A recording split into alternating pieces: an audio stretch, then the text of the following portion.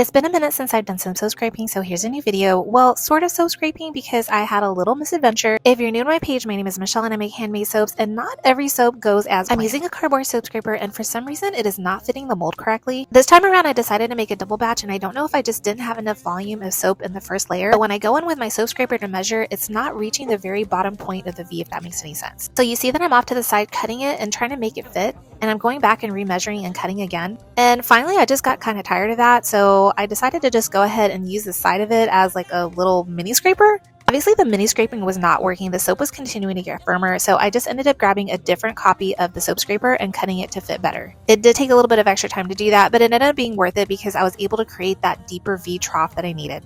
I forgot to mention earlier that this is my love letter soap, so it's meant to look like an envelope. This next step is a little bit messy. I need to dust some activated charcoal over that soap so I can create a mica line. I think a viewer actually suggested this last year, but to use a piece of cardstock to cover the sides so that it doesn't make such a mess. And oh my god, that was such a great hack, so to whoever suggested that, thank you so much. Since I decided to double up this year, I made a fresh batch of soap for the second layer. Again, a suggestion from last year was to put down a little bit of soap before I drop in the heart so it looks more like a seal instead of it being on that distinct line. Either way, I think the design still comes out really cute. The rest of it's pretty straightforward. I'm just going to dump soap on top and smooth it out. Now, I did cheat. This does have a melt and pour embed, but since it's a tiny little heart, I still got to use my multi-bar cutter. I actually cut these on live, and I cut them two ways. I cut one loaf with the multi-bar cutter and one loaf with my single bar cutter.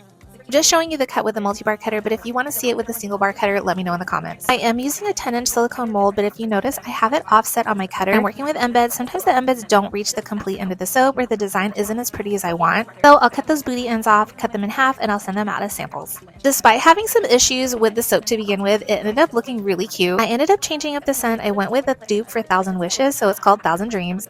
Love Letters is listed on my website. The link is in the bio.